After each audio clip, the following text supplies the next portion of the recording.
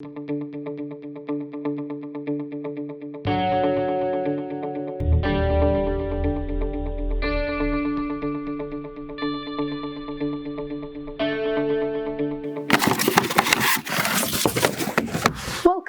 to What's in the Box, the first of many explorations of the beating heart of 7 Stories, our collection.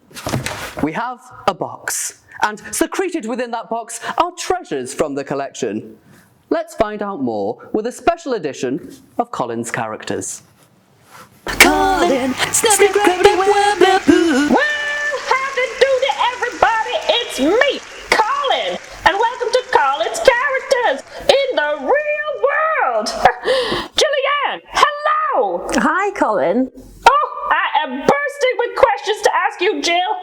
I usually talk to characters made up in the minds of other people, but you are a real live human, is this correct? Yes, Colin, I am a human. Oh, how wonderful. So, 7 Stories collection, what is that? Well, as 7 Stories is the National Centre for Children's Books, our collection includes lots of material relating to children's books from the 1930s to the present day. What? You were around in the 1930s? Colin, how old do you think I look? The archives date back to the 1930s. Oh, I see. I am so sorry, Jill. For example, we have Enid Blyton's typescripts of her books, her nature diaries, and her typewriter. What's a typewriter? Well, it's an old-fashioned keyboard that printed the letters of words straight onto the paper using little hammers, kind of like this. Oh, I bet you'd be great at charades. So what other kind of things does a collection have? Well, the collection includes things like rough artwork, draft manuscripts, dummy books, correspondence, editor's notes, proofs, and anything else that helps us to explore the way books are made. Oh my goodness, how wonderful. So you are a curator. Are you invested with the care or cure of souls of a parish?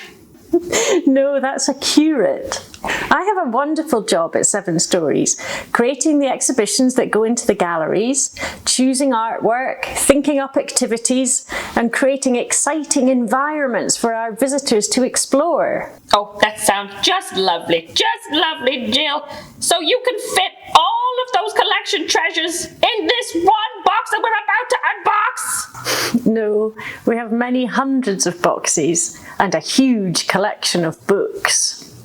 So, Jill, tell me, what's in the box? Well, there are some clues for you to follow before the unboxing begins. Oh, how excited! Oh, well, thank you, Jillian Reddy, Senior Curator for 7 Stories! Woo! He used to snap fingers, now he snaps scoops. Snap, clappity, clap, clap, poop, Colin. What's in the box?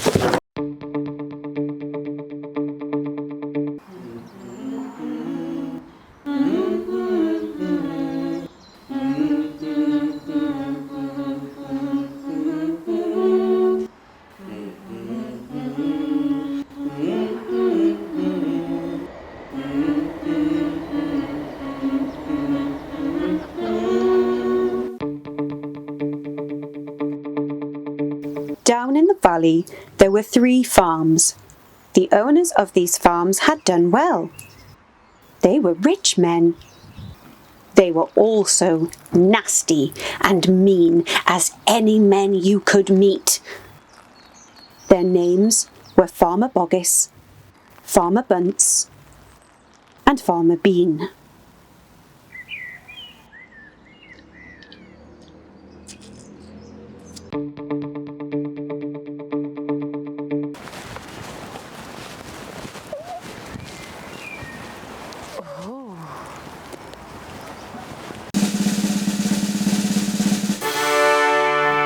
Here we are with one of our curators, Alison. Now, before we find out what's in the box, Alison, I just need to go and fetch a glass of water. Would you like anything? No, we don't allow any liquids near the collection. Don't worry, I'm very careful.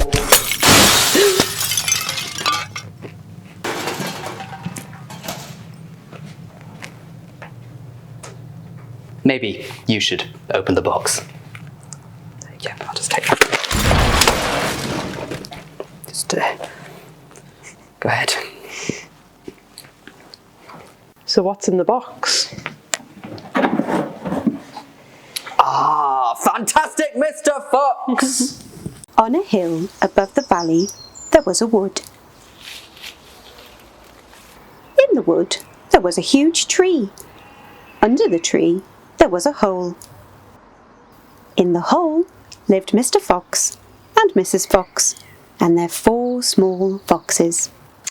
So inside here we have Jill Bennett's original artwork for Fantastic Mr. Fox by Roald Dahl. This is the cover artwork for the book in full colour, and it's the only piece in the archive that is in full colour. The rest are in black and white line drawings. So this is one of the internal ink illustrations by Jill Bennett. Is there anything you can see in this, Lawrence? Anything you can spot? Oh yes, Alison, is that a shotgun? It is, but he only shoots his tail off, so it's not so bad. That is a relief. Yeah. This is an illustration of when Mr. Fox gets into the hen house and frightens all of the chickens. And they're kind of jumping up out of everywhere. Bogus Chicken House #1. That's exactly what I was aiming for, and I hit it slap in the middle first time. Isn't that fantastic? And, if I may say so, rather clever.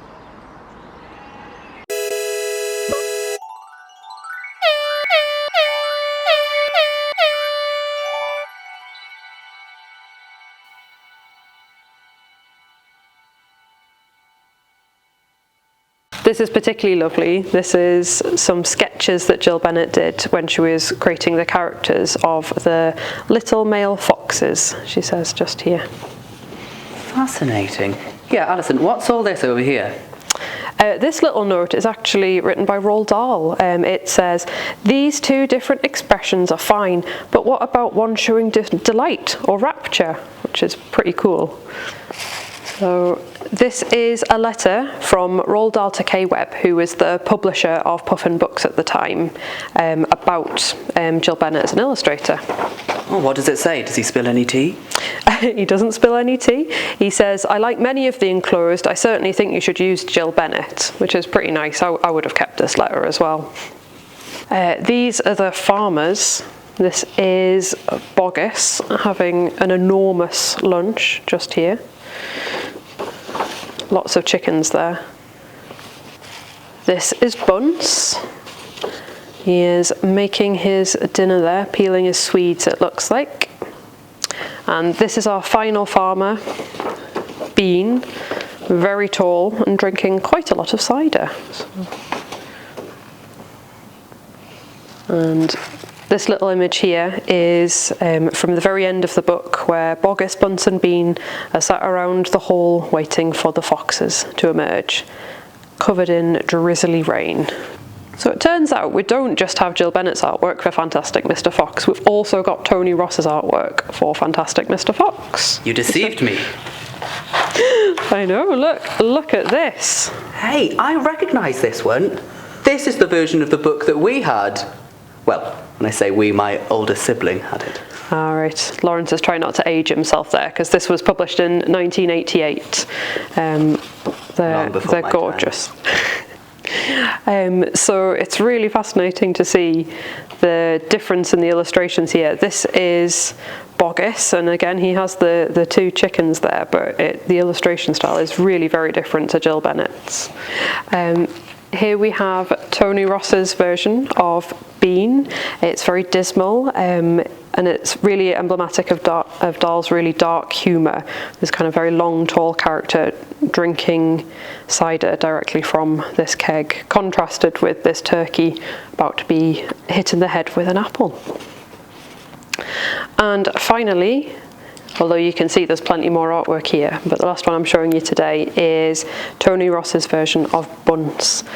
very precariously standing up on top of here, with a little goose peeking out from the corner.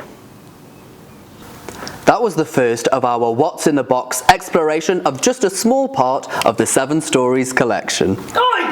Get back in your box! Gotta go!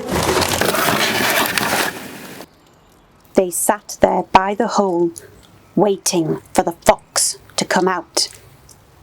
And so far as I know, they're still waiting.